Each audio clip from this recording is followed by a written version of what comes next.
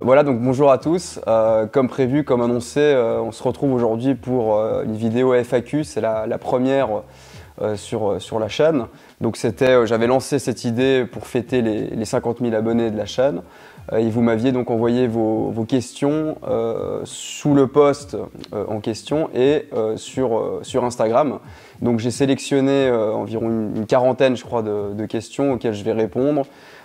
J'ai essayé de grouper les questions par thème, plus ou moins. J'ai pas été trop rigide, mais je voulais que ça ait un peu une forme de cohérence. Et voilà, donc je vais prendre les questions les unes après les autres. J'espère que le rendu final sera bon. C'est la première fois que je fais ça, donc j'ai pas vraiment de méthode, on va dire. Et voilà, on va commencer sans plus attendre avec la première question. Comment as-tu trouvé le débat sur l'écriture inclusive avec Tiffaine D et quel avenir vois-tu avec sa langage et comment as-tu trouvé cette dernière pendant ce débat? Bon, je vais pas revenir sur comment j'ai trouvé Tiffaine pendant le débat, je pense que ça vaut pas la peine. Et, enfin, vous avez tous vu la vidéo, donc vous vous êtes fait déjà votre propre idée de comment elle avait été. Maintenant, sur ce que j'ai pensé du débat, je pense que déjà que ça n'a pas vraiment été un débat, hormis peut-être en 2-3 endroits ponctuels où on a parlé plus ou moins de la même chose. Je pense notamment à la première partie sur l'histoire de la langue qui était sans doute la meilleure, même si elle m'a assez vite interrompu, donc j'ai pas pu m'exprimer comme j'aurais peut-être aimé pouvoir le faire, mais j'ai pu le faire par la suite dans la vidéo que j'ai faite de réaction. Donc en fait voilà, finalement je suis déjà revenu sur le débat en vidéo. Mais je pense que surtout ce qui était dommage finalement, notamment pour les personnes qui avaient regardé le débat dans l'espoir d'avoir un vrai débat sur l'écriture inclusive, c'est qu'en fait on a plus parlé de la féminine universelle que de l'écriture inclusive. C'est-à-dire qu'on n'a pas beaucoup parlé de questions un peu sérieuses, un peu techniques sur la langue et sur son fonctionnement, qui sont vraiment les questions qu'il faut en fait aborder quand on veut traiter de l'écriture inclusive. Et la féminine universelle, que Tiffaine a inventé, c'est quelque chose de finalement assez indépendant de l'écriture inclusive. Et donc je trouve qu'on a un peu raté notre cible, quoi. Donc voilà ce que je pense de ce débat sur lequel je vais pas revenir plus profondément. Question suivante, en lien avec celle-ci. Est-ce que l'écriture inclusive va triompher? On la voit partout, à l'instant sur un pub. Je ne sais pas si c'était fait exprès le 1, mais en tout cas c'était écrit comme ça. Ça c'est une bonne question. En fait moi-même, je me rends compte que j'ai tendance un peu à me contredire parce que parfois, comme pendant le débat justement, je suis assez certain que l'écriture inclusive ne va pas s'imposer. Et à d'autres moments, au contraire, je suis plus pessimiste et puis je m'inquiète effectivement de la montée en puissance de l'écriture inclusive. En fait, je pense qu'il faut, ou qu'on peut en tout cas distinguer deux formes d'écriture inclusive. Donc il y a l'écriture inclusive portée à ses dernières conséquences avec le point médian, etc. Et puis, il y a plutôt des pratiques liées à l'écriture inclusive, mais qui ne vont pas aussi loin dans la manière dont ça atteint la langue. Et en particulier, par exemple, la pratique des doublets, hein, le fait de systématiquement dire bonjour à toutes et à tous, chères collaboratrices, chers collaborateurs, etc. etc. Donc ça, c'est deux choses différentes et j'ai l'impression que ceux qui gagnent effectivement beaucoup de terrain et ceux qui s'imposent, pas seulement à l'université ou dans certains médias, mais d'une manière vraiment plus globale, y compris dans le secteur privé, c'est ce genre de formulation-là, hein, ce genre de formulation donc, avec doublet, donc qui se veulent être des formulations inclusives. Et ça, effectivement, j'ai l'impression que c'est quand même en train de s'imposer. Alors voilà, c'est mon impression, peut-être que vous en avez d'autres. Ça, c'est vrai que ça me pose un peu problème, enfin ça m'inquiète un peu parce que même si en soi, je comprends très bien pourquoi les gens le font et c'est évidemment bien intentionné, le problème c'est que à force d'entendre le masculin dans le voisinage du féminin, comme c'est le cas dans ces formulations-là, eh bien je pense qu'on va perdre de vue, on va perdre d'ouïe et on va perdre l'intuition de la possibilité pour la forme masculine de fonctionner comme neutre. Et à force d'entendre ces formulations, on risque en fait de créer ce qui était d'abord indûment combattu, à savoir l'idée que le masculin ne peut valoir que comme masculin et n'a jamais une valeur neutre. Donc à ce niveau-là, effectivement, je pense que l'écriture inclusive est en train de porter ses fruits, pour ainsi dire, et pour le pire, du coup, selon moi, évidemment. Et donc ça vaut la peine justement de la prendre au sérieux, de prendre ce projet au sérieux et pour ceux qui ne seraient pas d'accord, de se battre justement pour essayer de freiner ce mouvement qui est en train quand même d'entamer effectivement une modification de la langue. Alors, question suivante. Quels sont les leviers pour que nous puissions combattre l'écriture inclusive et plus généralement l'inclusivité qui se répand sournoisement dans les esprits? Alors je ne sais pas exactement qu'est-ce que la personne entend là par l'inclusivité qui se répand sournoisement dans les esprits, mais si c'est, disons, les politiques d'inclusion ou une espèce de tendance idéologique qu'on pourrait appeler l'inclusivisme, il y a notamment un texte, un petit essai d'Olivier Rey qui est vraiment pas mal du tout et qui fait le point là-dessus, qui s'appelle « Que faire des différences ?» et dans lequel il montre assez bien en fait justement quels sont les paradoxes et les limites de cette pensée-là. Et pour ce qui concerne l'écriture inclusive, quels sont les leviers? Enfin, il n'y a pas 10 000 façons de faire. Si vous voulez vraiment vous engager personnellement contre l'écriture inclusive, il faut vous former, il faut faire des lectures qui vont dans le sens de ce combat. Alors dans mes vidéos, j'ai donné déjà pas mal de références bibliographiques, ça peut vous donner déjà un bon point de départ. Et j'ajouterai à toutes celles que j'ai donc déjà données, je pense notamment au livre de Jean Slamovitch, il y a un livre de Daniel Manès et Gilles Ciuffy qui est très bien aussi. Et plus récemment, Slamovitch de nouveau a sorti un bouquin avec Jana Grinspoon, elle s'appelle, je crois. Non mais c'est ça en plus, Jana Grinspoon, qui est en bibliographie normalement de ma dernière vidéo sur la question. Je mentionne encore dans la revue, un numéro de la revue Cité, qui s'appelle La langue sous contrôle, si je ne me trompe pas. Je mettrai de toute façon toutes les références en description.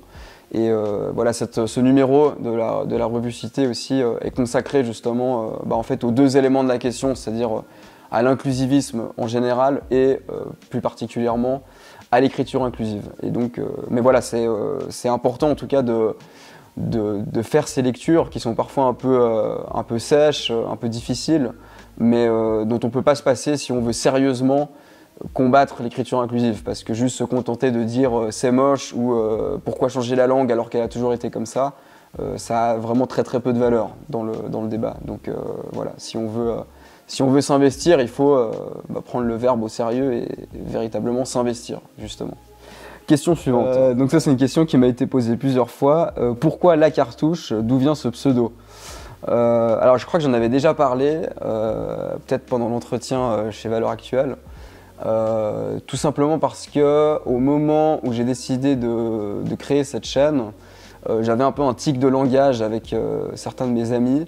Et quand on commentait des débats ou même juste des textes, des essais ou peu importe, et qu'on considérait que soit quelqu'un avait très largement dominé une autre personne dans une confrontation verbale, soit quand quelqu'un nous semblait tenir dans un texte ou dans un discours des propos particulièrement percutants, on avait l'habitude de dire qu'il avait cartouché ou que quelqu'un d'autre s'était fait cartoucher par une autre personne. Voilà, c'est aussi simple, aussi bête que ça. Donc en fait on employait cette expression et quand j'ai décidé de faire cette chaîne, j'ai pas du tout réfléchi en amont à comment j'allais l'appeler parce que je l'ai fait de manière très désinvolte et sans même avoir vraiment de projet très clair derrière. Au moment où il a fallu choisir un titre, un nom pour la chaîne, La Cartouche c'est venu un peu comme ça naturellement, j'ai pas trop réfléchi, je me suis pas posé plus de questions que ça, j'ai gardé ça. Et voilà, et je pense qu'au final ça s'est avéré être plutôt un bon choix et que ça a plutôt bien vieilli. Question suivante. Je me demandais qu'est-ce qui te définit à droite de l'échiquier politique, selon toi évidemment, et même si tu n'as pas grand-chose à faire de ces positionnements-là, autrement que tes idées plutôt conservatrices en lien avec le langage et la culture.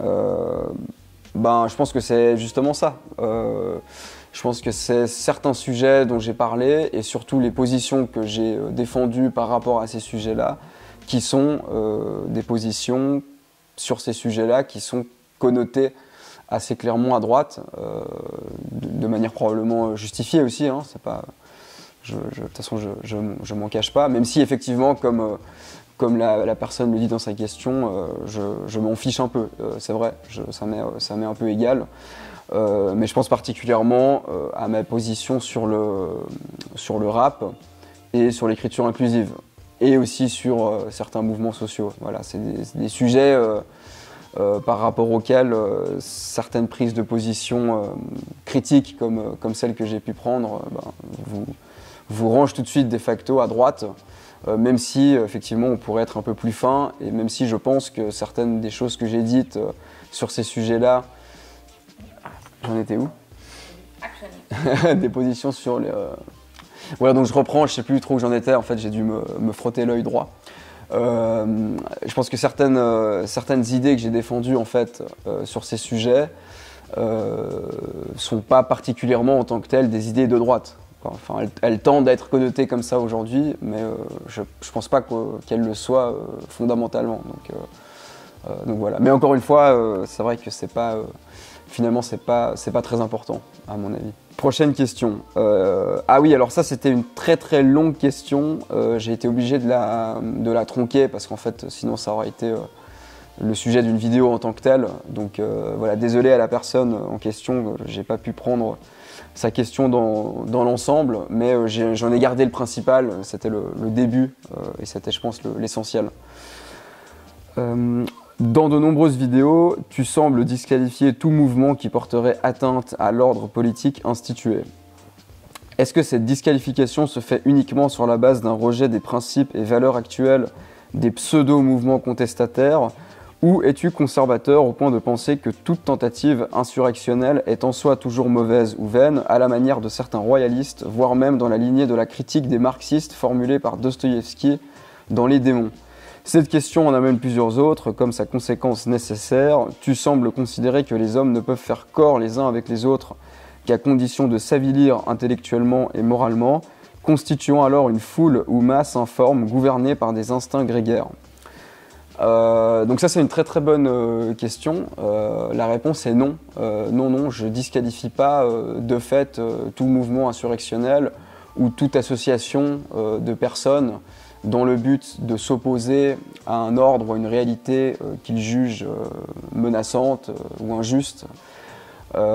C'est pas du tout le cas. Effectivement, les mouvements de ce type que j'ai pu critiquer sur ma chaîne, c'était des mouvements dans lesquels il me semblait percevoir une forme de malhonnêteté, c'est-à-dire des mouvements dans lesquels il me semblait que l'insurrection ou l'opposition était d'abord et avant tout une posture et un prétexte pour adopter certains comportements et pour le pur plaisir de les adopter. Voilà, j'en ai pas mal parlé, notamment dans ma vidéo sur qui s'appelle « Le carnaval des militants ».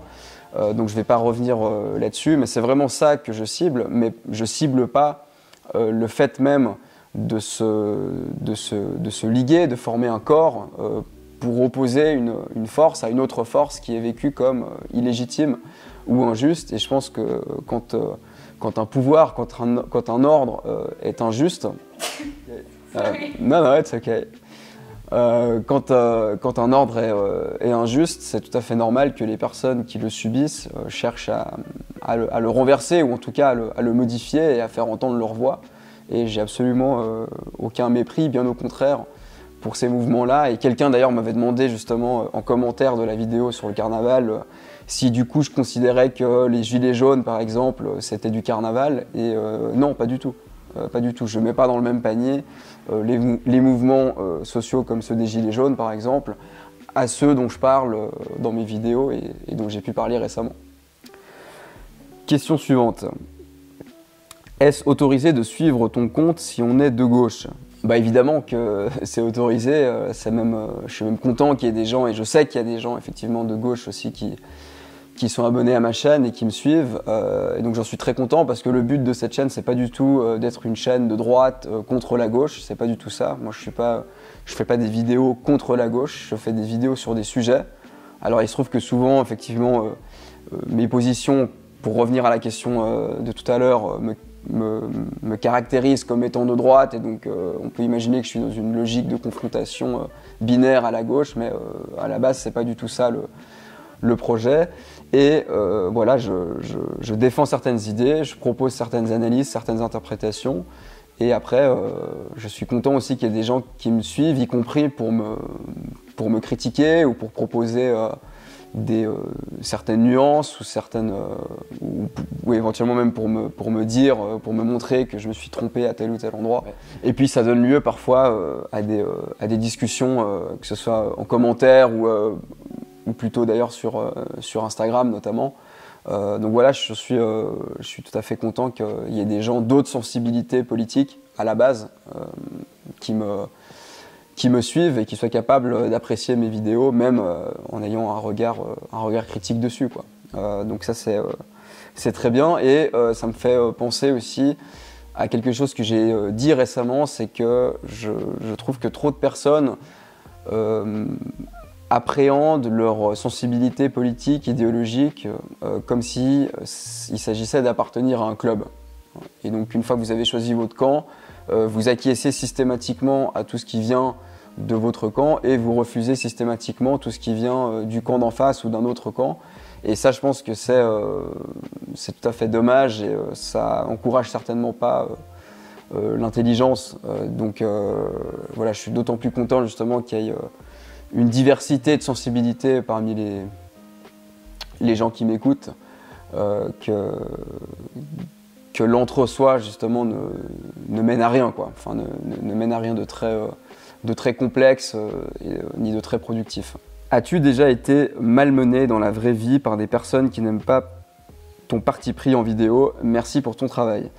Alors non, jusqu'à maintenant je touche du bois. J'ai jamais été malmené dans la vraie vie par des gens qui n'aimeraient pas mes vidéos.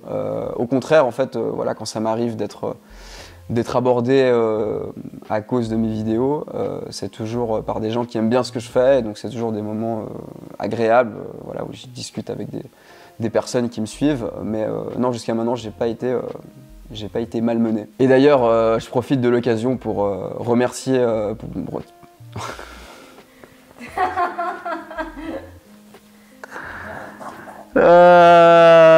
Ok, je vais y arriver. Enfin, bref, merci. Et d'ailleurs, je profite de l'occasion pour remercier justement ces personnes qui se sont déjà arrêtées, qui ont déjà pris le temps de venir me parler. Ça me fait toujours très plaisir, et puis c'est toujours très motivant. Donc voilà, merci à vous. Question suivante. Tu es plutôt détendu ou strict avec les étudiants en TD? Ta notoriété a-t-elle une incidence dans ta relation avec eux, dans la mesure où ils connaissent le contenu de ton travail perso?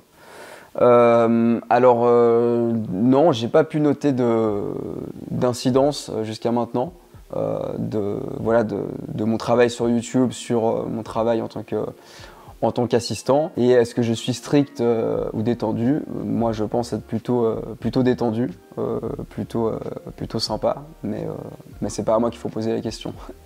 Donc voilà, je laisse les personnes concernées porter témoignage si elles le souhaitent. Question hors littérature, tes 3 films préférés. Merci pour ta réponse et ton travail.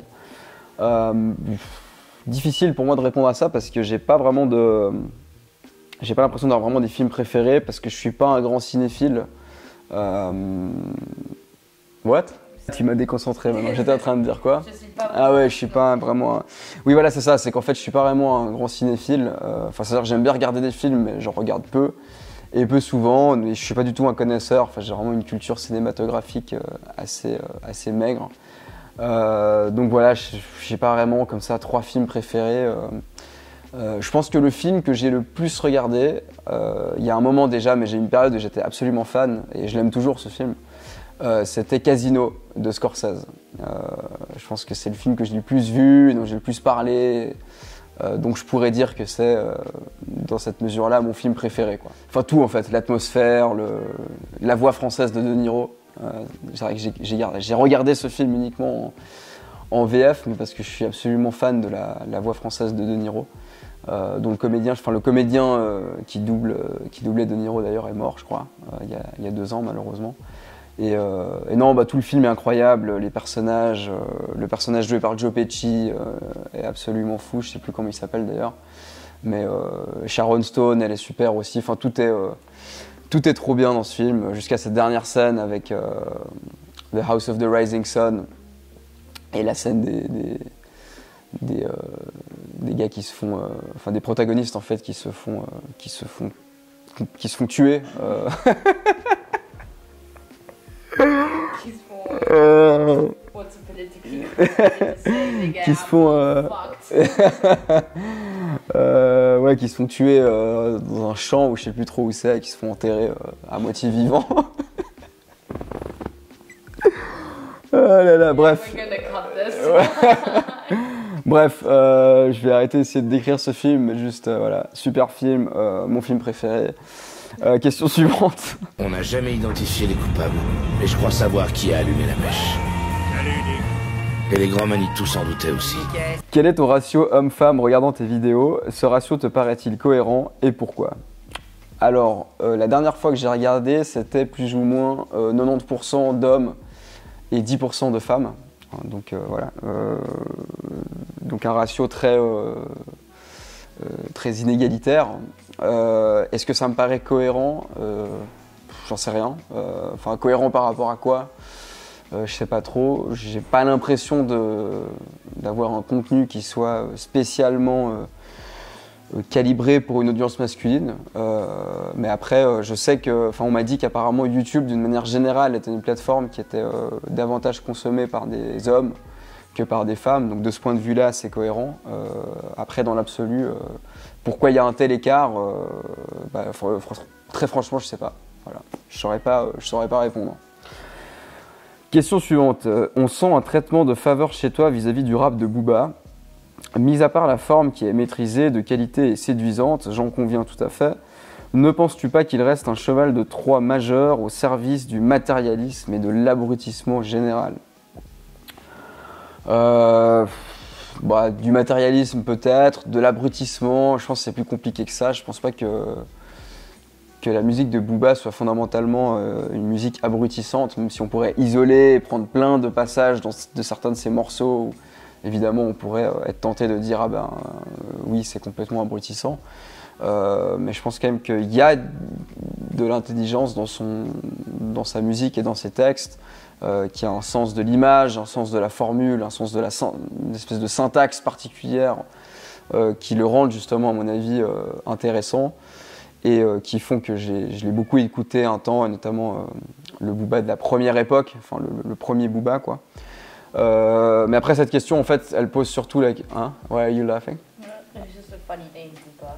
Oh, Yeah, yeah. I really like Booba. Yeah. Et donc en fait, non, mais cette question, la question qu'elle pose en filigrane, c'est celle du rapport entre art et morale, en gros, quoi. Alors c'est vrai que dans ma vidéo sur le rap, j'ai pu donner l'impression d'être moi-même un défenseur d'un art moral, parce que ma vidéo est assez moralisante, et donc je comprends qu'on puisse penser ça, mais en fait, je le suis pas du tout. Au contraire, je suis plutôt un partisan d'une espèce de distinction totale entre les deux. Et pour autant qu'une œuvre ait de la valeur esthétique et de la valeur artistique, je me fiche complètement de savoir si elle est moralement bonne ou mauvaise, au-delà de tous les problèmes de façon que pose la question même de savoir ce qu'est une œuvre morale. C'est-à-dire ça suppose un système de valeurs, ça suppose une éthique, enfin c'est très compliqué. Et donc dans le cas de Booba, alors effectivement, on peut dire, sans prendre trop de risques, que son art est immoral, mais ça m'est égal parce qu'il me semble que chez lui, il y a un véritable projet artistique, une véritable forme, un véritable travail. En tout cas, il y a eu. Évidemment, il y a débat de savoir si c'est toujours aussi bien, même si je pense qu'il y a toujours des choses intéressantes chez lui, qui rachètent quelque part, pour ainsi dire, l'immoralité, ou qui font que l'immoralité, du coup, aussi prend une autre valeur, parce que elle n'est pas là pour elle-même, elle est le corollaire, ou elle est un matériau de la forme elle-même, en fait. Tandis que le rap que j'ai pointé du doigt, c'est un rap dans lequel il y a, à mon avis, aucune valeur esthétique, aucun projet artistique, aucun travail sur la langue, et qui en plus de ça fait l'éloge d'une certaine forme de violence et d'une certaine forme d'immoralité, mais pour l'éloge lui-même en fait, enfin parce que cette immoralité-là est hissée au rang d'une valeur est défendue en tant que telle et n'est pas du tout au service d'une espèce d'un travail quelconque. Et donc c'est pour ça que ça me pose problème. Donc voilà, c'est deux cas de figure à mon avis différents. Enfin, en tout cas moi je les aborde avec les distinctions que je viens de faire. Question suivante, ton avis sur le rappeur Alpha One. Alors Alpha One, comme à peu près tous les rappeurs de ce grand groupe-là, hein, de l'entourage, etc., je trouve que c'est un excellent rappeur, c'est-à-dire que c'est quelqu'un qui a une maîtrise totale de tous les outils qui sont ceux du rap. C'est quelqu'un qui est très très fort techniquement, enfin voilà, il n'y a rien à dire. Mais comme tous les autres, ils ont tendance à me lasser très vite. C'est-à-dire qu'Alpha One, voilà, quand j'écoute ce qu'il fait, quand il y a un nouveau morceau ou un nouveau projet d'Alpha One qui sort, j'ai tendance à trouver ça très très bon au début, et puis très rapidement je l'écoute plus parce que je trouve que ça manque un peu de, je sais pas, ça manque un peu d'épaisseur, ça manque un peu de charme, ça manque de contenu en fait. Je trouve que souvent ils ne disent rien, enfin il y a rien de très attachant quoi. Donc voilà, je trouve qu'il est très fort, mais pas très engageant, on va dire ça comme ça. J'ai beaucoup aimé ta vidéo sur Orelsan. Tu comptes parfois faire d'autres critiques de ce genre? Alors oui, pourquoi pas. Bon, déjà c'est marrant parce que moi en fait cette vidéo je l'aime pas beaucoup. Je suis plus tout à fait d'accord moi-même avec certaines choses que j'ai dit, mais bon. Oui, en fait, c'est effectivement de faire des vidéos sur, alors pas forcément sur des morceaux, mais plutôt sur des artistes.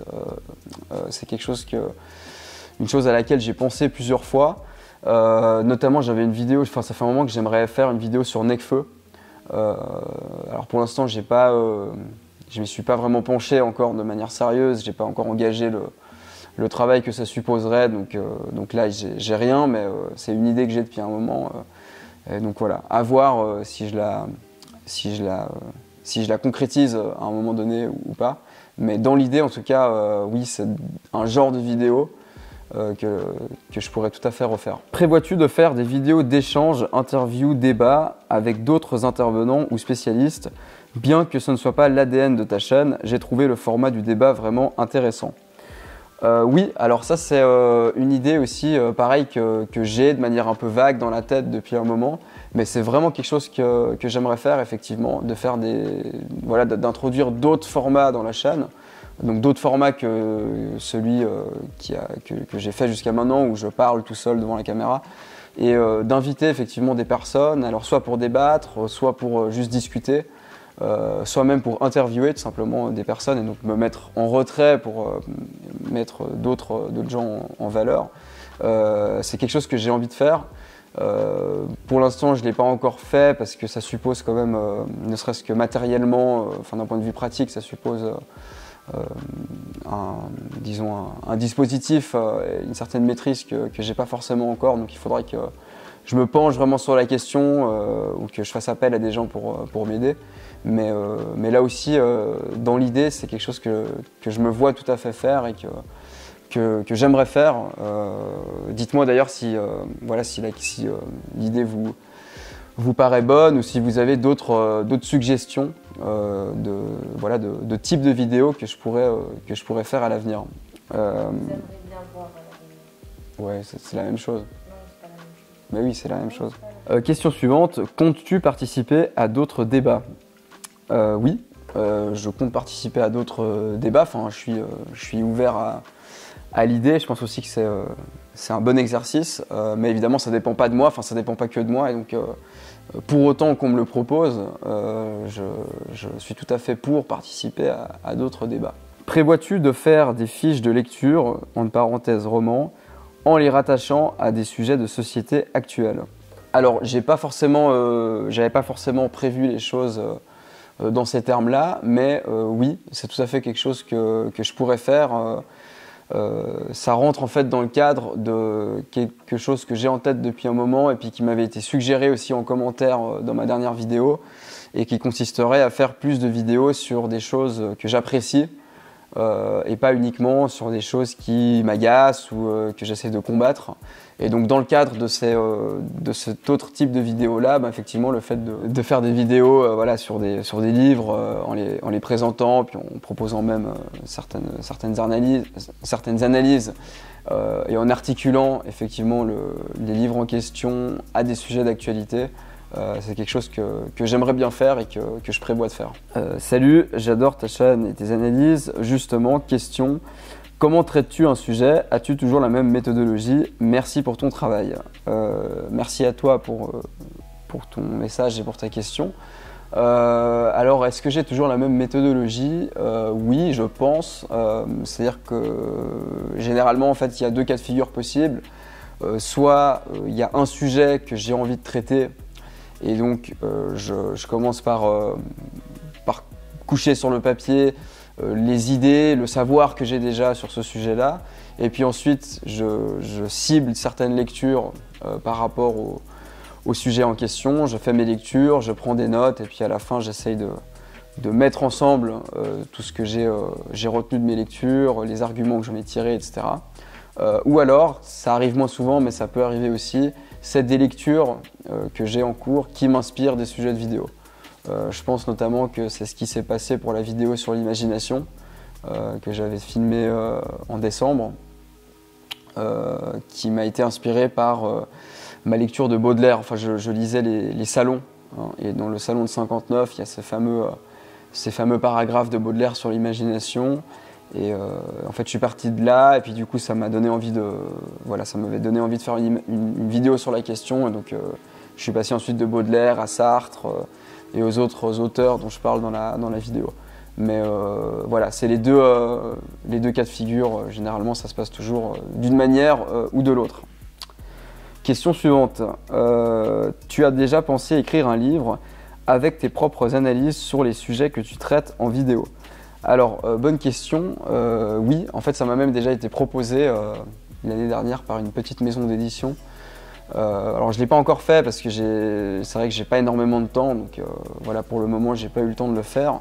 Mais effectivement, je pense que ça pourrait être un bon projet. En tout cas, l'idée me stimule pas mal d'essayer de considérer comme ça toutes les vidéos que j'ai faites, de prendre un peu de recul et puis de voir si j'arrive à dégager certaines lignes de force qui pourraient donner lieu à un texte cohérent. Voilà, un livre, un essai, quoi. Un essai qui reviendrait, qui reprendrait plusieurs analyses que j'ai faites, parce que je pense que même si les vidéos ont des sujets différents, il y a certains sujets qui se rejoignent de près ou de loin.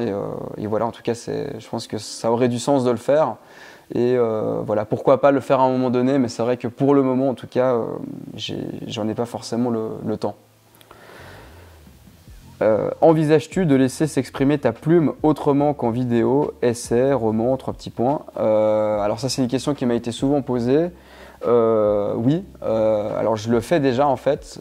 Donc, pour ce qui concerne, disons, le domaine de l'essai, j'écris depuis quelques temps pour un mensuel roman qui s'appelle Le Regard Libre. J'ai fait une petite vidéo là-dessus sur mon compte Instagram. Et donc j'y publie tous les 4 mois une petite chronique. Donc voilà, donc ça c'est déjà un projet d'écriture, disons, que j'ai à côté de mes vidéos. Et j'essaye d'écrire un roman depuis, ça fait plusieurs années maintenant.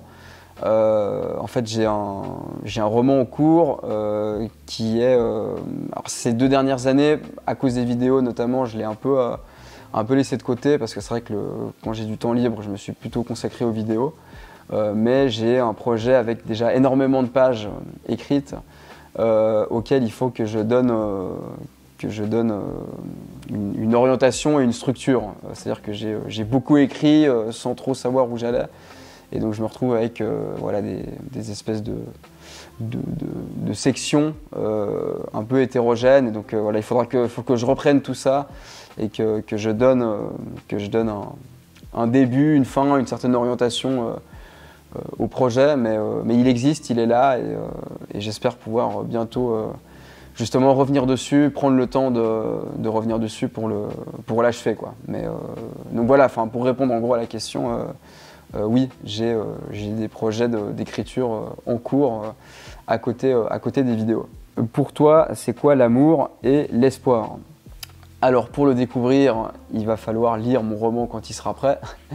Non, parce que plus sérieusement, j'ai pas de définition comme ça toute faite en une phrase de l'amour ou de l'espoir, mais c'est le genre de notions ou d'idées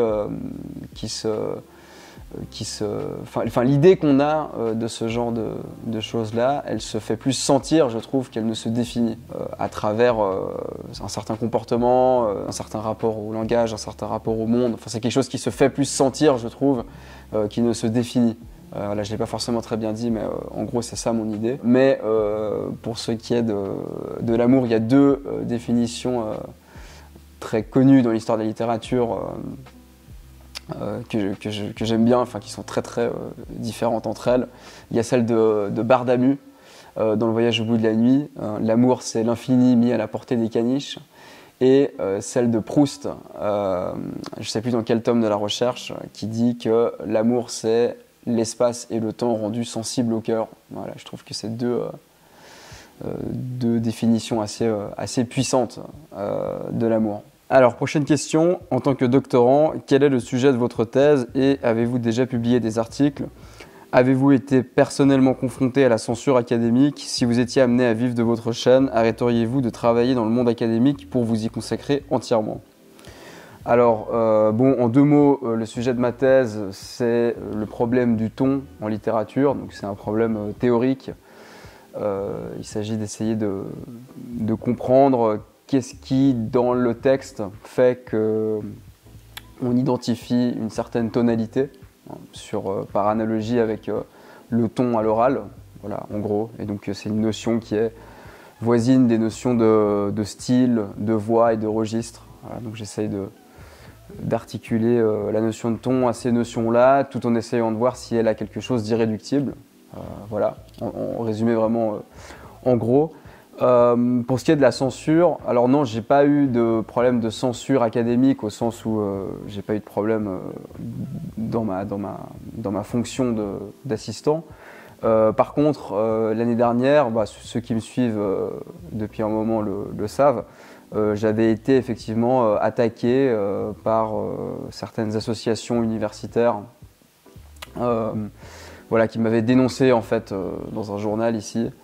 Voilà, qui avait dénoncé le fait que j'étais soi-disant proche de milieux d'extrême droite ou je sais pas quoi, et puis qui vraisemblablement était juste pas contente que quelqu'un comme moi travaille à l'université.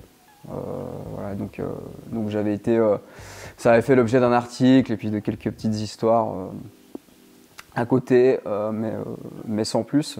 Et pour ce qui est de la dernière question, donc si je me verrais éventuellement me consacrer pleinement à la chaîne, ça fait écho aussi à d'autres questions qui m'ont été posées du même type. Des gens qui me demandaient justement pourquoi je m'investissais pas plus dans cette chaîne, pourquoi, enfin quels étaient mes projets, quel était l'avenir de la chaîne, etc. La réponse déjà à cette question, à cette dernière question, elle est simple, c'est simplement que j'ai pas plus de temps, à consacrer à la chaîne pour le moment, parce que j'ai mon travail à côté. Et par contre, quel est l'avenir de la chaîne, ou est-ce que je me verrais m'investir davantage dedans? Je pense que oui. En tout cas, c'est quelque chose que j'aimerais faire, parce que c'est une activité que j'aime beaucoup. Mais voilà, il faudra voir ce qui se passe, comment ça se développe, voir aussi si c'est un projet qui serait viable ou pas. J'en profite du coup ici pour rappeler que j'ai un compte Tipeee, un compte PayPal dont je mets les coordonnées toujours en lien dans les descriptions de mes vidéos, voilà, pour ceux qui voudraient rémunérer mon travail ici sur la chaîne. Et voilà, donc à voir en fait comment tout ça se développe, et puis selon comment tout ça se développe, rien n'est exclu. Voilà, on va dire ça comme ça. Prochaine question, comment expliquer une telle cohésion nationale en Suisse malgré le fait qu'on y parle 3 langues différentes? En fait, c'est marrant parce que Moi, je suis pas tellement convaincu justement qu'il y ait cette cohésion nationale. Enfin, après, je sais pas exactement qu'est-ce que la personne entendait par cohésion nationale.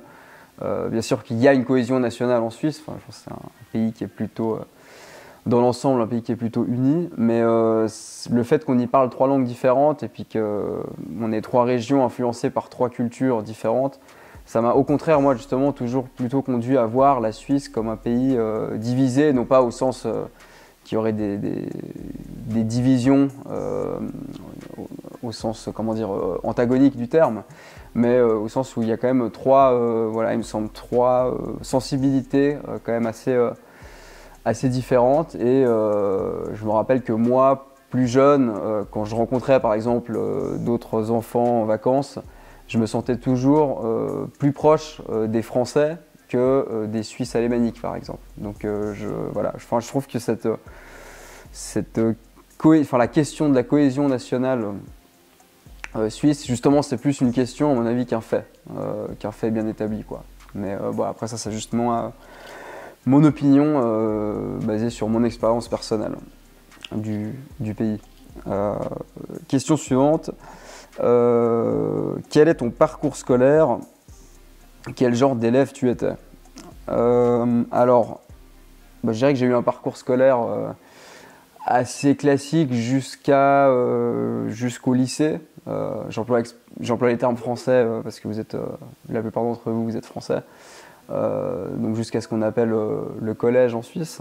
Donc voilà, j'avais un rapport à l'école assez positif. En plus, j'avais la chance d'avoir une certaine facilité, donc tout s'est plutôt bien passé jusque-là. Et puis là, il y a eu un moment où j'ai commencé un peu à me désintéresser de l'école, à avoir un peu la tête ailleurs, et puis à avoir tout simplement ce qui s'appelle une crise d'adolescence. Hein. C'est ni plus ni moins que ça. Et donc j'ai eu ma période où j'étais en fait très agité, très peu concentré, où j'ai beaucoup séché les cours aussi. Et à tel point qu'en fait j'ai fini par... je suis arrivé au bout de mon secondaire un peu par chance aussi, faut bien le dire à la fin. Ça aurait pu plus mal se passer. Donc voilà, j'ai eu une période comme ça où j'ai un peu décroché. Je m'étais pas inscrit à l'université pour l'été qui suivait la fin du lycée. Et donc en fait je suis parti, avant de partir j'ai travaillé, j'ai commencé par travailler dans des supermarchés notamment. Donc j'ai un peu tout fait, j'ai travaillé à la caisse, dans les rayons, dans les entrepôts. Et puis ensuite je suis parti 7 mois à l'étranger. Et là je me suis un peu ressourcé aussi, je me suis un peu refait une santé parce que je vivais de manière un peu malsaine à cette époque-là. Et donc je me suis remis en forme dans la tête et dans le corps. J'ai travaillé aussi pendant ce moment-là, j'ai voyagé seul. Et du coup quand je suis rentré, j'étais un peu une autre personne, donc là j'avais décidé de faire des études. Je m'étais inscrit initialement en droit parce que j'avais cette idée depuis un moment de devenir avocat pénaliste, notamment parce qu'il y a quelques figures comme ça de pénalistes qui m'impressionnaient. Et par mimétisme, j'avais envie d'être un peu comme eux. Et donc je m'étais inscrit en droit, j'avais fait presque 2 semaines. Et puis en fait, on avait la possibilité, dans un laps de temps de 2 semaines, justement, de changer de faculté. Et j'ai changé parce qu'en fait, je me suis rendu compte que ça me correspondait pas trop. Le droit, la matière en tant que telle m'intéressait pas tant que ça en fait. Et j'ai décidé d'aller en lettres parce que c'est ce que j'avais le plus aimé pendant ma scolarité, pendant le lycée notamment. Les cours de français, les cours de philo, les cours d'histoire, c'était ce qui m'avait le plus plu. Et ce grâce à quoi j'avais d'ailleurs réussi finalement à passer mes dernières années. Et donc je me suis inscrit en littérature et en philosophie, puisqu'il faut faire à Genève ça se passe comme ça, il faut prendre 2 branches en lettres. Et donc j'ai fait ce bachelor en littérature et philo. Ensuite j'ai gardé le français pour le master, donc j'ai fait un master en littérature avec une spécialisation en gros en critique littéraire. Voilà, et puis ensuite j'ai enchaîné directement avec la thèse. Voilà. Et là je viens de terminer ma 3e année, donc ça fait 3 ans que je travaille comme assistant doctorant en littérature française. Qu'est-ce qui t'a intéressé dans la littérature au point d'y consacrer une partie de ta vie?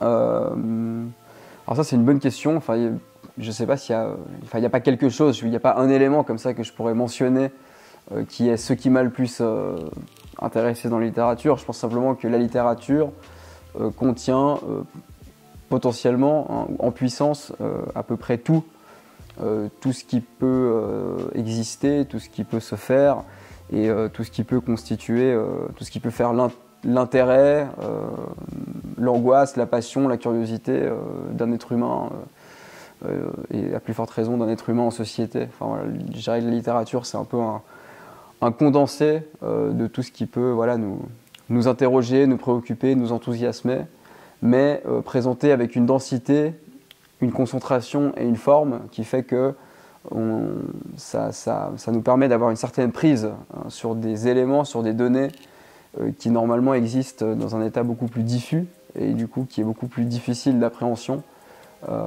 Voilà, je dirais que c'est un peu ça la littérature, c'est un peu l'infini comme ça à portée de main. Donc forcément, quand on sait qu'on a la possibilité d'en faire son métier, c'est sûr que c'est assez tentant. Question suivante, depuis quand avez-vous cette appétence pour la littérature? Alors, je dirais qu'il y a eu, déjà il y a eu donc les cours au lycée, notamment les cours de certains profs qui m'avaient particulièrement plu et qui avaient fait naître en moi ce goût pour la littérature, mais c'était un moment en fait où j'étais un peu flemmard, donc en fait je lisais quasiment pas. Même les livres qu'il fallait lire pour les cours, j'avais tendance à pas les lire en entier ou à mal les lire.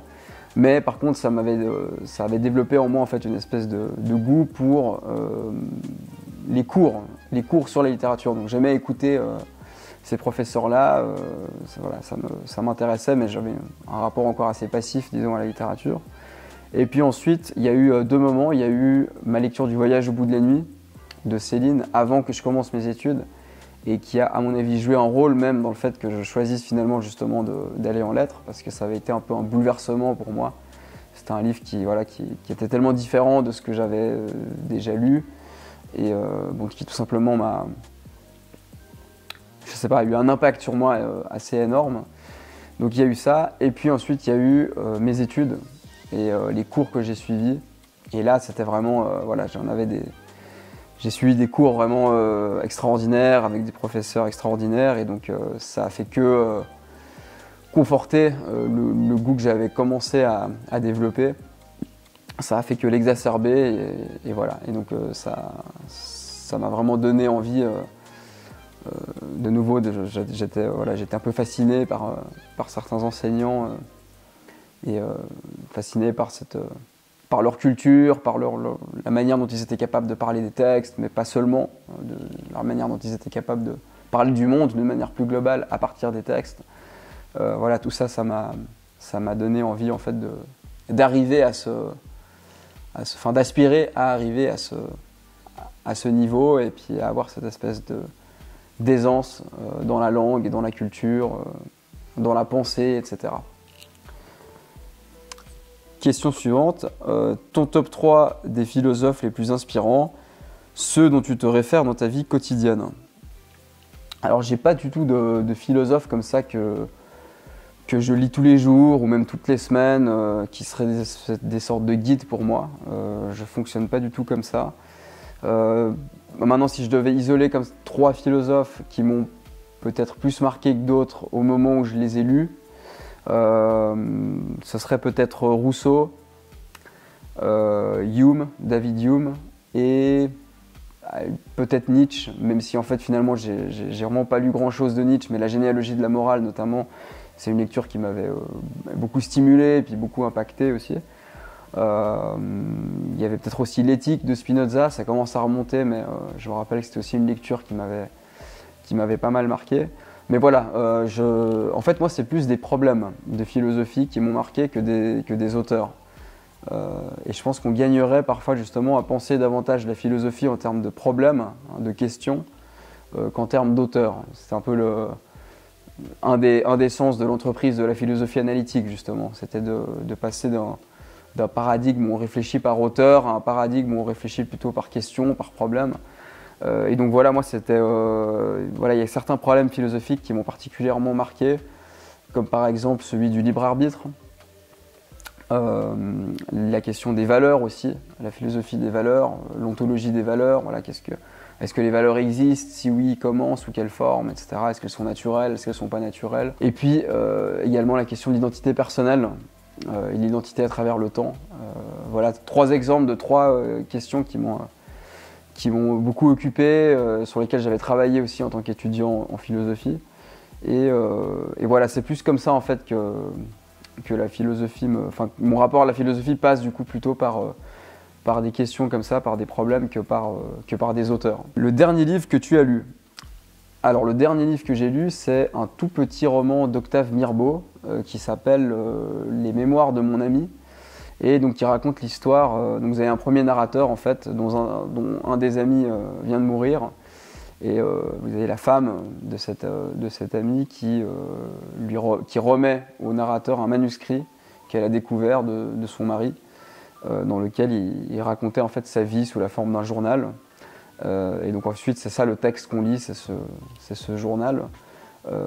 Et en fait c'est un personnage assez banal, qui a une vie qui ne l'est pas moins, même assez triste, assez médiocre, et puis qui, au bout d'un moment, décide de laisser tomber le monde extérieur et de ne vivre que dans sa propre intériorité, dans sa propre intimité.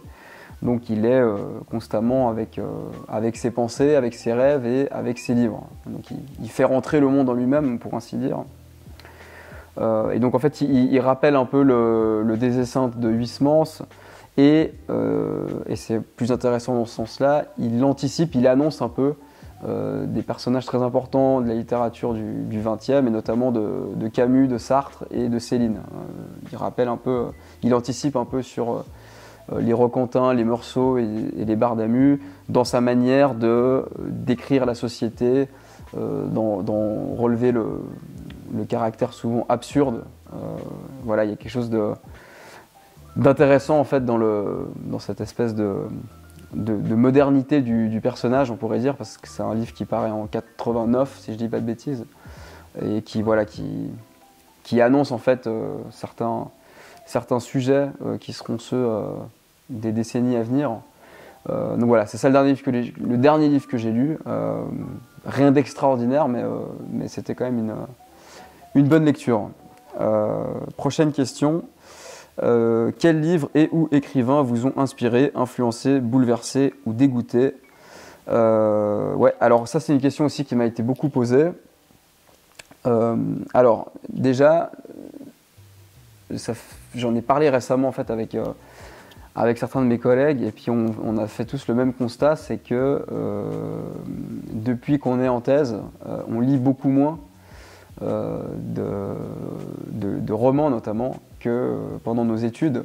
Donc voilà, la période pendant laquelle j'ai vraiment lu beaucoup de grands textes de la littérature française, ça commence à remonter il y a quelques années, parce que maintenant ça fait un moment en fait que la plupart du temps je lis soit des textes théoriques, des essais critiques, soit des textes dans d'autres branches que la littérature. Et donc en fait je lis beaucoup moins de romans qu'auparavant. Et donc c'est un peu comme pour la philosophie, j'ai pas de texte comme ça que je relis souvent ou que je pourrais considérer actuellement comme mes romans préférés. Mais alors, si je me reporte à cette période pendant laquelle j'ai découvert vraiment la littérature, c'était un peu le début de mes études, quels sont les livres qui m'ont le plus marqué? Alors je dirais L'éducation sentimentale de Flaubert, L'éducation sentimentale, Les illusions perdues de Balzac, La peau de chagrin. La peau de chagrin encore plus même que Les illusions perdues, je pense. Germinal de Zola, ça a été une de mes grosses lectures. J'avais vraiment été j'avais adoré en fait ce livre et je trouvais que Zola en fait réussissait vraiment à faire entrer son lecteur dans cet univers, dans ce monde des corons, et on a l'impression en fait qu'on a vécu comme ça avec les personnages, avec Étienne Lantier, cette réalité et cette misère-là de l'intérieur.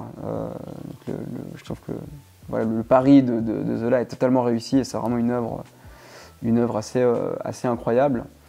Il y a eu La recherche du temps perdu, qui a été une grande découverte aussi pour moi, enfin une redécouverte, parce que comme beaucoup de personnes, la première fois que j'avais essayé de le lire, ça m'était un peu tombé des mains, mais en plus c'était dans le cadre d'un cours au lycée, donc en plus de ça, voilà, il y avait un cadre scolaire qui faisait que c'était d'autant plus difficile d'accès. Mais du coup, j'avais redécouvert la recherche pendant mes études de littérature, et là, avec le deuxième tome, avec L'ombre des jeunes filles en fleurs, et puis là, ça a pris en fait, puis une fois que ça prend, vous avez du mal après à vous arrêter, donc j'avais lu toute la recherche, et là j'ai recommencé maintenant parce que j'ai envie de m'y replonger.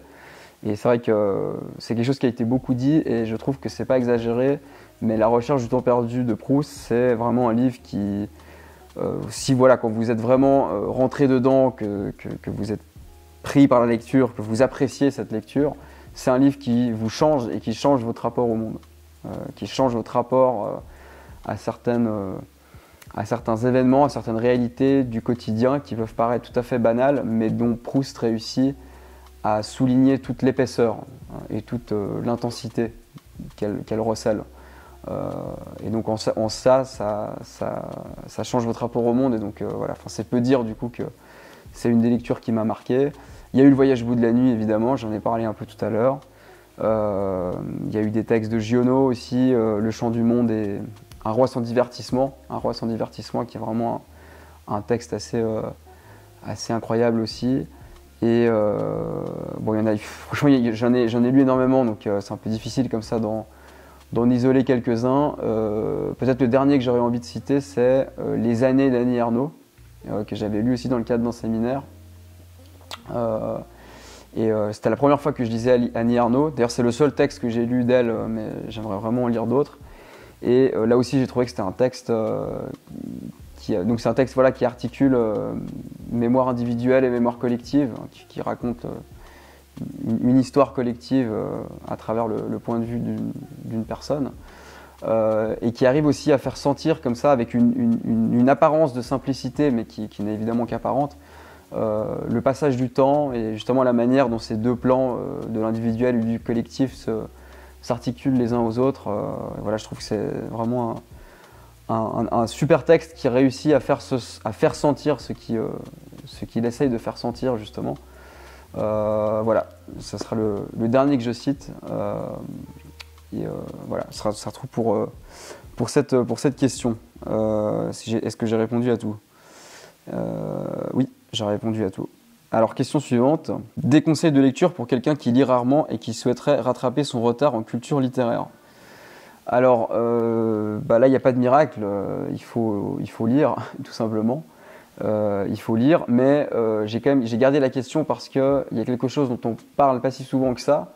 Enfin, un type de livre qui répond en fait aux besoins là, qui est manifesté, et c'est justement les histoires de la littérature. C'est un bon moyen justement de commencer, c'est un bon guide, un bon outil à avoir avec soi. Alors il y en a énormément, donc il suffit de taper vous pouvez taper sur Google Histoire de la littérature française, y compris par siècle, vous allez tomber à chaque fois, il y aura plein de livres différents. Moi personnellement, j'en ai entre autres une que je trouve très bien, en deux gros volumes chez Gallimard dans la collection Folio, qui s'appelle Littérature française, dynamique et histoire, qui a été établie sous la direction de Jean-Yves Tadier. Et donc ça va du Moyen-Âge au XXe siècle, et pour chaque période, vous avez un ou plusieurs spécialistes qui prennent en charge justement la période en question, et voilà, qui traitent de l'histoire, de la littérature, du siècle dont ils traitent, en montrant aussi comment la littérature s'articulait à la réalité du temps, etc. Donc ça vous donne à la fois un panorama global de l'histoire de la littérature et aussi des idées de lecture, parce qu'évidemment du coup il parle de beaucoup d'œuvres, de beaucoup d'écrivains, de courants, de mouvements, et vous pouvez partir de là pour justement choisir par période ou par genre des textes que vous voulez lire, d'autant plus que du coup ils constituent eux-mêmes, en écrivant cette histoire, ils discriminent eux-mêmes ceux qui sont les livres et les auteurs majeurs. Donc ça vous permet aussi tout de suite de vous orienter vers ceux qui ont vraiment fait l'histoire de la littérature. Question suivante. Un avis un peu étayé sur Voyage au bout de la nuit, une petite explication des détails de votre mémoire sur ce même livre. Alors, je ne vais pas donner un avis étayé sur le roman parce que c'est pas le lieu de le faire et puis ça serait trop long. Et en 2 mots, mon mémoire sur le Voyage au bout de la nuit portait sur l'usage des adjectifs et des adverbes dans le voyage, parce que voilà, j'avais remarqué qu'il y avait qu'il y avait quelque chose de particulier en fait dans l'usage de la qualification dans ce roman, qui notamment impactait justement le ton du texte. C'est à partir de là que j'en suis arrivé à cette question de la tonalité en littérature. Et alors voilà, j'avais identifié toutes sortes de phénomènes, à la fois des récurrences lexicales, certains adjectifs, certains adverbes qui revenaient de manière très récurrente au fil du texte, et surtout des usages non conformes à nos pratiques habituelles, des usages un peu hétérodoxes comme ça de certains adjectifs et de certains adverbes. Alors soit que sémantiquement ils n'allaient pas très bien a priori, mais évidemment il y avait tout, c'était fait à dessein, mais qui avait une espèce d'incompatibilité a priori entre l'adjectif et le substantif, ou dans la syntaxe, il y avait des choses tout à fait particulières. Par exemple, Céline a l'habitude de juxtaposer les adjectifs sans conjonction de coordination, voilà, ce qui produit toutes sortes d'effets, et notamment très souvent des effets de bouffonnerie, de raillerie, d'outrance, et c'est justement là qu'il y a quelque chose dans le ton qui tire le texte du côté d'une espèce de joie et de gaieté, qui contrebalance un peu le pessimisme qui a été souvent souligné dans le voyage, à juste titre, mais qui me paraît pas du tout épuiser l'ensemble justement du contenu et du ton, en fait, et de la finesse du ton de ce roman. Qui est justement beaucoup plus intéressant que simplement un roman pessimiste. Question suivante. Peintre préféré ou courant artistique que tu aimes particulièrement? Alors, je dirais, peintre préféré, ça doit être Renoir, Auguste Renoir, très probablement. Voilà, il y a quelque chose... j'adore Renoir, j'ai pas les outils théoriques et conceptuels pour expliquer clairement les raisons pour lesquelles je l'aime, donc je vais m'en tenir à ce jugement de goût. Mais voilà, il y a juste quelque chose dans ses couleurs, dans son trait que je trouve magnifique. Et pour ce qui est du courant, j'aime beaucoup l'impressionnisme, du coup. Voilà, j'aime beaucoup l'impressionnisme. Je me rappelle quand j'avais vu la salle des impressionnistes au musée d'Orsay, j'avais trouvé, je trouve que c'est une salle et une peinture magnifique. Et j'ajouterais à ça peut-être les peintres néerlandais de ce qu'on appelle l'âge d'or, je crois, donc du XVIIe siècle. La peinture réaliste néerlandaise du XVIIe, c'est aussi quelque chose que j'apprécie particulièrement. Et how is it looking for the memory? Does it say something? No, but it's on 28 minutes. Okay. No, it's 50 minutes. Ok. Pour faire suite à des polémiques récentes, Sylvie Germain, blocage avec le mot ludique, etc., penses-tu qu'il y a une baisse de niveau général et objectif dans la maîtrise de la langue, ou est-ce plutôt la manifestation de quelques élèves bruyants sur les réseaux? À quel point la maîtrise du langage est-elle inégale et y a-t-il un problème structurel de différence de son apprentissage? Alors, est-ce que je pense qu'il y a une baisse du niveau général? Je pense que oui, je pense que si on compare le niveau général de maîtrise de la langue aujourd'hui avec le niveau d'il y a peut-être 30-40 ans, on pourrait constater une baisse. Après, si on regarde à plus large échelle, je pense qu'il ne faut pas non plus perdre de vue que quelques siècles en arrière, la population était largement illettrée. Même au XIXe siècle, au milieu du siècle, il y a à peine plus de la moitié de la population française qui sait lire et écrire. Donc ça aussi, il faut garder ça à l'esprit. C'est pas qu'à l'époque, tout le monde maîtrisait parfaitement sa langue et savait très bien écrire et s'exprimer, et puis que maintenant, c'est la décadence. Enfin, c'est quand même un peu plus complexe que ça. Mais oui, je pense qu'effectivement, il y a une baisse du niveau, notamment en orthographe, qui s'explique de manière assez simple, par l'habitude qu'on a tous maintenant d'écrire de manière assez libre sur son téléphone, le fait que les gens lisent de moins en moins des textes, disons, littéraires. Enfin, je sais que c'est une manière très problématique de caractériser les textes, mais on se comprend, enfin, je suppose qu'on se comprend. Et donc en fait, les gens lisent souvent des textes assez simples, des choses qui sont assez simplement écrites, avec un vocabulaire restreint. Et du coup, ils n'ont pas de mémoire visuelle de certains termes que peut-être même ils connaissent, mais qu'ils n'ont pas l'habitude de voir. Et donc, quand il s'agit d'écrire, ils ne savent pas comment il s'écrit. Voilà, je pense qu'il y a toutes sortes d'éléments et de données assez simples, assez objectives qui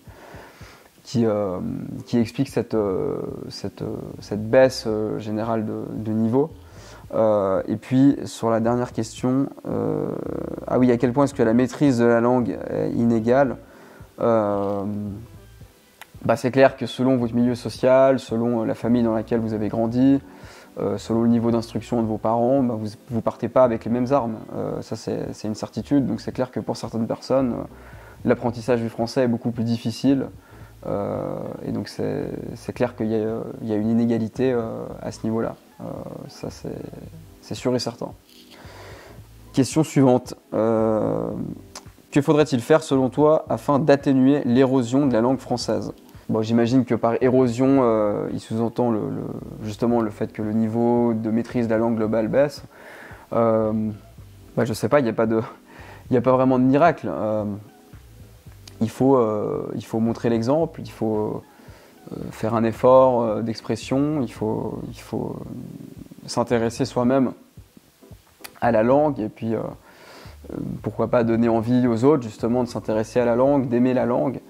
Voilà, c'est comme ça qu'il faut faire. Et je le dis aussi parce que souvent je vois des gens qui disent défendre la culture française ou le français, mais qui ont l'air de s'intéresser assez peu finalement justement à la langue ou à la littérature, hein, et qui d'ailleurs font souvent eux-mêmes pas mal de fautes de langue quand ils écrivent. Et donc ça évidemment c'est un peu problématique et il faut bien comprendre que tout ça, la culture française, la littérature française, la langue française, c'est pas que des idées, c'est pas que des mots. Et si vous voulez vraiment les défendre et les illustrer, il faut faire un certain effort justement il faut s'intéresser, il faut s'investir, il faut y consacrer du temps pour ensuite justement pour être capable de montrer en fait qu'est-ce qu'il y a à défendre et pourquoi ça mérite de l'être, hein. Mais pour donner envie en fait aux gens justement de respecter ou d'aimer la langue, il faut soi-même justement il faut d'abord soi-même passer par ces étapes-là. Voilà. Quel site, chaîne YouTube, philosophie, littérature conseilles-tu sur le net ? Alors sur YouTube, franchement, je consomme assez peu de contenu littéraire ou philosophique. En fait, je suis assez peu moi-même sur YouTube, à part pour regarder des résumés de matchs de foot ou des choses comme ça. Donc la seule que je suis un peu ces derniers temps, c'est une chaîne de géopolitique qui s'appelle 7 jours sur Terre, que je trouve très bien. Mais sur la littérature et la philosophie, je dirais Arte et surtout France Culture. Alors Arte, ils mettent tout sur YouTube. France Culture, je crois que c'est plutôt sur leur site qu'il faut aller. Et eux, ils ont des émissions justement littéraires, philosophiques qui sont de très très bonne qualité. Notamment La Compagnie des auteurs et Les chemins de la philosophie. Il y en a d'autres dont le nom m'échappe maintenant, mais voilà, c'est toujours très bien fait avec des bons invités, des bons présentateurs. Et voilà, je trouve que, enfin, de ce que je connais en tout cas, c'est les meilleurs, le meilleur contenu que je connais sur Internet pour la littérature et la philosophie. Penses-tu faire des collaborations avec certains youtubeurs, notamment avec d'autres chaînes d'universitaires telles La Tronche en Biais, Vous avez le droit, des philosophes, etc. Alors oui, je suis ouvert à cette idée. La vérité, du coup, comme je le disais tout à l'heure, c'est que je consomme peu de contenu et donc en fait, je connais pas très bien les autres youtubeurs. Là, ceux qui sont cités, par exemple, je connais peut-être un ou deux de noms, mais j'ai jamais regardé leurs vidéos. Voilà, si à l'avenir on devait me le proposer, si quelqu'un et si je devais juger que que ça vaut la peine, je le ferai avec plaisir. Question suivante. Selon toi, la prédominance de la subjectivité dans la conception actuelle de l'art et de la littérature, voire désormais du langage, que tu as plusieurs fois mis en évidence, a-t-elle une incidence sur la qualité des productions nouvelles? Et comment évaluerais-tu la possibilité d'une résurgence de critères objectifs dans ces domaines, que ce soit au niveau de la création ou de la réception d'œuvres ou de langages plus anciens? Est-ce qu'elle a une incidence sur la production? Oui, très certainement. Maintenant, comment est-ce que je vois la possibilité d'une résurgence de critères objectifs? C'était ça la question, hein, de critères objectifs ouais, dans les domaines de la culture. Franchement, j'en sais rien. Je ne sais pas du tout. Je pense que de nouveau, il n'y a pas de miracle et que si on veut défendre des conceptions plus objectivistes de l'art, il faut justement... encore une fois, se former dans ces matières-là, faire des lectures, développer des arguments, et puis ensuite les défendre, les afficher, les défendre. D'ailleurs, c'est une bonne question qui me donne envie de consacrer une vidéo là-dessus. C'était une des premières choses auxquelles je m'étais intéressé au début de mes études de philosophie. J'avais écrit un petit travail là-dessus, justement, puis j'avais défendu la position du réalisme esthétique, c'est-à-dire l'idée qu'il y a des propriétés esthétiques objectives qu'on peut identifier dans les objets. Et voilà, ça m'avait passionné. En fait, du coup, ça me donne envie de faire une vidéo là-dessus. Et donc, j'avais notamment travaillé avec un texte de Hume dans ses essais esthétiques qui s'appelle « De la norme du goût », dans lequel Hume justement explique que le goût en matière esthétique peut être forgé, peut être instruit, hein, ce qui est bien la preuve qu'il y a des choses que l'on peut savoir, que l'on peut apprendre, que l'on peut entraîner. Donc il disait en somme que finalement le fait même qu'on considère certaines personnes comme étant des expertes dans certains domaines de l'art suppose bien des critères objectifs en vertu desquels ils sont des experts. Et j'avais aussi lu un texte plus récent qui s'appelle Le réalisme esthétique. Donc j'ai oublié le nom de l'auteur. Je ne sais plus qui l'a écrit, j'essaierai de le trouver puis je le mettrai au montage. Et dans lequel il défendait justement la position du réalisme esthétique. Je ne me rappelle même plus exactement de ses arguments, mais c'est un texte que vous pouvez lire si justement vous avez aussi cette intuition-là et si vous voulez des outils pour la défendre.